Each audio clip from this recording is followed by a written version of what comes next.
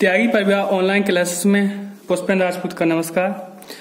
कक्षा 10 में हम पहली इकाई पढ़ा रहे थे वास्तविक संख्याएं।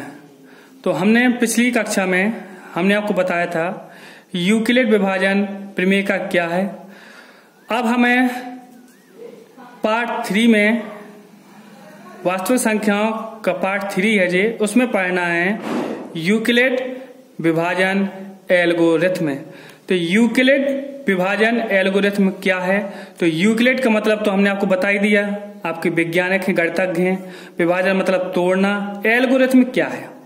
तो एल्गोरिथम जो है एक सुपरिभाषित चरणों की एक श्रृंखला होती है जो एक विशेष प्रकार की समस्या को हल करते हैं। ठीक है, उसको कहते हैं एल्गोरिथम। जैसे आपसे कहा जाए हर चीज सब पुरानी है पिछली कक्षा की, लेकिन नाम बदल गए हैं। जैसे मान लो हम आपके एक संख्या लेते हैं 16 और 24, इसका हम एचसीएफ लेते हैं, मासा लेते हैं, तो हमें छोटी संख्या का भाग बड़ी संख्या में देंगे तो आपका आ जाता है 24। ठीक है, तो 16 का भाग 24 में देंगे तो आपका कितनी बार जाएगा? एक बार, कि 16 दूनी 32 ज्यादा होता है, तो यहां पर आ गया 16। हम घटाएंगे, चल 2 में 6 चलेंगे, आपका आ जाएगा 8। यहां पर आपका कुछ नहीं बचेगा। ठीक है, अब 8 का भाग हम देते हैं 16 में, तो 8 दूनी कितना हो जाता है? 16। तो हमारे कितने चरण बने? हमने पहली बार भाग दिया, जितना बचा इसका भाग इसमें दिया, तो हमारे इसमें 2 चरण बने। तो जी जब तक चरण बनते रहते हैं जब तक आपका शेषफल 0 ना हो जाए। तो एल्गोरिथम एक प्रकार का एचसीएफ ही है, लेकिन लिखने का तरीका आपका बदल गया है। तो एल्गोरिथम क्या है? इसकी परिभाषा है, समझ लो कि एल्गोरिथम यह सुपरिभाषित चरणों की एक श्रृंखला होती है जो एक विशेष प्रकार की समस्या को हल करने की प्रक्रिया या विधि प्रदान करती है। प्रक्रिया कह दो चाहे विधि कह दो। तो ये एक श्रृंखला है कि जब तक आपका आर का मान 0 ना आ जाए तब तक ये प्रक्रिया श्रृंखला चलती रहेगी, चरण चलते रहेंगे। अगर आर का मान आपका 0 आ जाता है तो वो उसका एचसीएफ कहलाता है। तो एल्गोरिथम का मतलब ये होता है कि एक श्रृंखला बनाई जाती है जो एक विशेष प्रकार की समस्या को हल करते हैं। तो आपकी किताब में समस्या वो क्या है? वो आपकी समस्या है कि संख्याओं का एचसीएफ निकालना। तो संख्याओं का एचसीएफ निकालना, जैसे मान लो हम यहां पर लिख लें कि सी और डी ये आपके 2 धनात्मक पूर्णांक है। ठीक है, ऐसे तो करते। तो हमारी छोटी संख्या आपकी डी है, बड़ी संख्या आपका सी है, ये चिन्ह बता रहा है। तो डी का भाग हम सी में देंगे तो हमारा आ गया है, मान लो क्यू आएगा, तो हमारा यहाँ पर क्या आएगा? शेष आएगा। अगर शेष 0 है तो ठीक है, यहीं पर हमारा मासा हो जाएगा। नहीं है तो जो आपका ये शेष फल होता है उसका भाग हम इसमें डी में देते हैं। तो इस प्रकार श्रृंखला ये चरण आपके बनते रहती हैं। तो उसे कहते हैं यूक्लिड विभाजन एल्गोरिथम। अब इसमें आपको आगे क्या लिखा जाता है, इसमें चरण लिखना कैसे है तो वो समझ लें। तो यहां पर है आपका इतना लिखना है। फिर इसके बाद आपको लिखना है कि 2 धनात्मक पूर्णांक मान लो। हमारे 2 धनात्मक पूर्णांक क्या है? सी और डी। जो सी बड़ा है किससे? डी का एचसीएफ ज्ञात करने के लिए हमारे चरण, क्योंकि समस्या कौन सी है जी हमारी? एचसीएफ ज्ञात करने की आपकी किताब में। तो एचसीएफ ज्ञात करने में हमारा पहला चरण क्या होगा कि सी और डी के लिए यूक्लिड विभाजन प्रमेय का प्रयोग करके, ऐसे तो यूक्लिड विभाजन प्रमेय का है कि हमारे सी का मान ज्ञात करना होता है, तो आपका क्या है? इसका गुणा करते हैं और शेषफल क्या करते हैं? जोड़ देते हैं। ठीक है, तो यूक्लिड विभाजन प्रमेय का प्रयोग करके क्यू और आर ज्ञात करते हैं। क्या ज्ञात करते हैं? क्यू और आर ज्ञात करते हैं। तो सी बराबर डी क्यू प्लस आर। अगर आर का मान आपका 0 से क्या बड़ा है या बराबर हो तो ये आपकी कंडीशन होती है। अब आगे क्या है? दूसरा चरण क्या है? इतना आपके चरण में आपको लिखा जाता है। ठीक है, जान लो, आपकी आता नहीं है लेकिन जानकारी जरूरी है। अब फिर चरण दूसरा क्या है? यदि आर 0 हो तो डी पूर्णांक जो सी और डी का एचसीएफ है, अगर R 0 आ जाए पहली कंडीशन में, तो हमारा जो D है जो क्या हो जाएगा, C और D का एचसीएफ हो जाएगा। यदि R 0 के बराबर नहीं है तो क्या करेंगे, D और R के लिए यूक्लिड विभाजन प्रमेय का प्रयोग फिर से करेंगे। तो चरण फिर तीसरा क्या है, अब इस प्रक्रिया को तब तक जारी रखना जब तक शेषफल 0 ना प्राप्त हो जाए। इस स्थिति में प्राप्त भाजक जो भाजक होता है जो एचसीएफ कहलाता है इन संख्याओं का, सीओडी का। तो ये हमारी होती है यूक्लिड विभाजन एल्गोरिथ्म। इसको और अच्छी तरह समझने से पहले आपको इसका एक सवाल लगा लें। उदाहरण पहला, तो उदाहरण पहला क्या कहता है,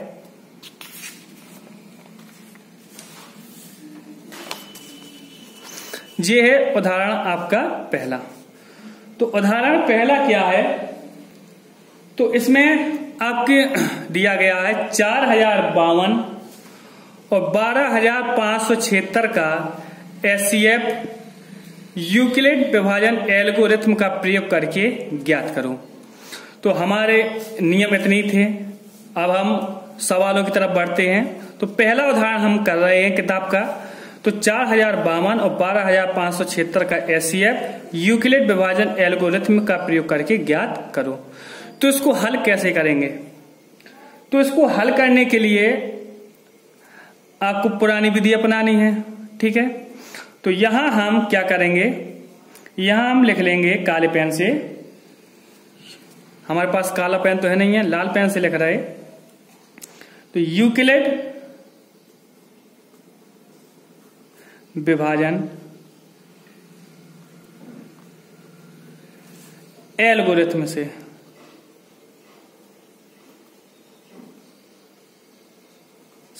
हमको ये हल करना है, ठीक है। इसमें हमारे चरण बनेंगे। तो चरण आपका हो जाएगा पहला, ठीक है। क्या चरण पे संख्याएं देख लो। तो संख्या आपकी दी गई है 4052 और 12576। चाहे तो इसको रफ में भी कर सकते हैं, अगर रफ में नहीं करना तो आप बगल में साइड में कर सकते हैं। एक तरफ चरण लिखते जाना, एक तरफ आप उसका हल करते जाना, ठीक। इसमें से देखो बड़ी संख्या कौन है, आपकी ये बड़ी संख्या है।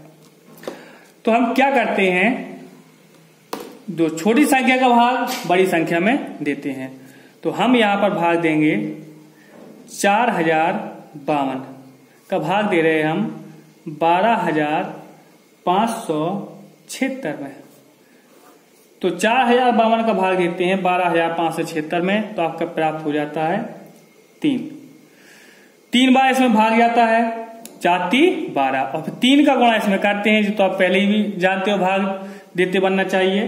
तो आपका आ जाता है 12156। हम इसको घटाते हैं तो हमारा प्राप्त हो जाता है 0 2 और 4। तो हमारा पहला चरण बन जाता है। तो चरण हमको यहां लिखते जाना है। तो हमारा चरण है प्रमेय का प्रयोग करना है। क्या है आपका कि 12576 है जो बराबर कि किसके हो जाएगा, 4052 गुणे 3 प्लस 420। तो क्या ये हमारा शेषफल 0 आया, नहीं आया। तो R बराबर नहीं है किसके, 0 के। R मतलब यहां पर क्या शेषफल मान लिया जाता है, ठीक। अब आगे हम भाग देते हैं 420 का भाग देते हैं इसमें।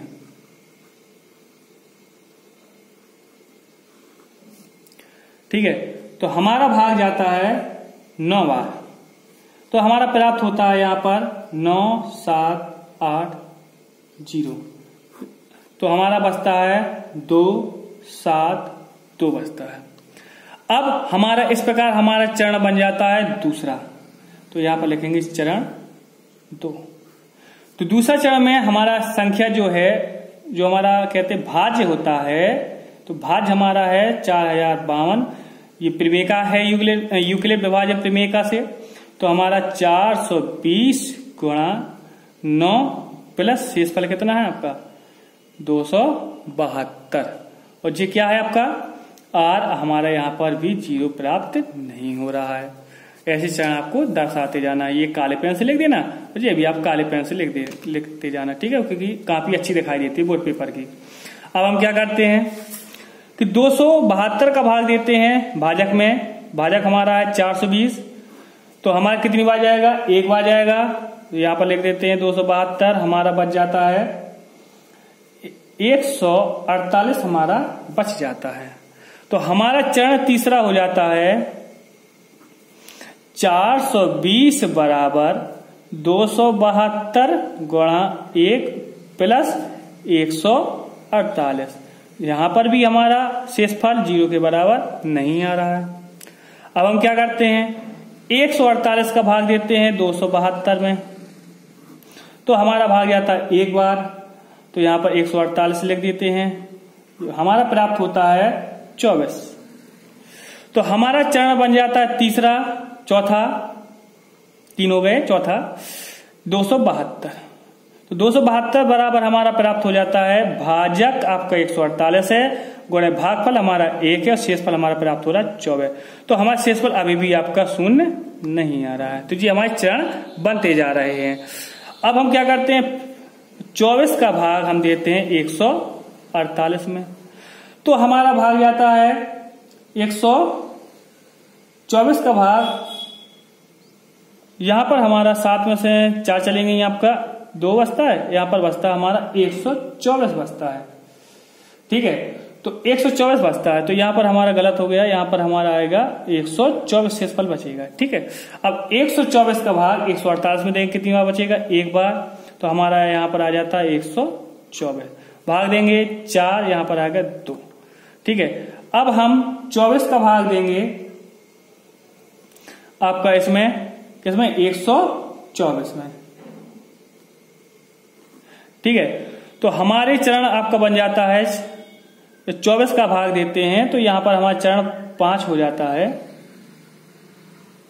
चरण 5 क्या है, तो हम यहां पर आता है आपका 124 बराबर, ठीक है, भाग दे रहे हैं हम। तो भाग है आपका 24 का भाग दे रहे हैं हम, 124 में 5 बार जाएगा 120 आएगा, यहां पर कितना हो जाएगा 4, ठीक है।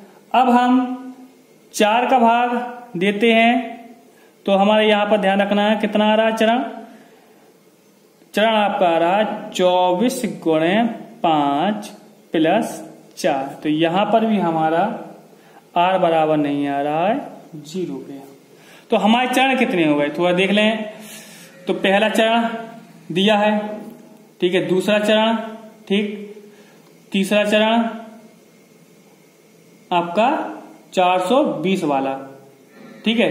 तो पहला आपका हो गया जे वाला 576 वाला, दूसरा हो गया, ये तीसरा हो गया, ठीक है, 420 वाला, फिर आपका 272 वाला, फिर 148 वाला आपका नहीं हो पाया, यहां पर हम लिखना भूल गए हैं। तो आपका जो चरण है आपका 148 आपका है जो, तो 148 आपका आ जाता है कितना, 5वां आपका चरण है। तो 148 में अगर हम भाग देते हैं 124 का, तो हमारा बचता है यहां पर लिखते हैं 124 गुणा कितना 1 और प्लस कितना आपका बचता है शेषफल 24।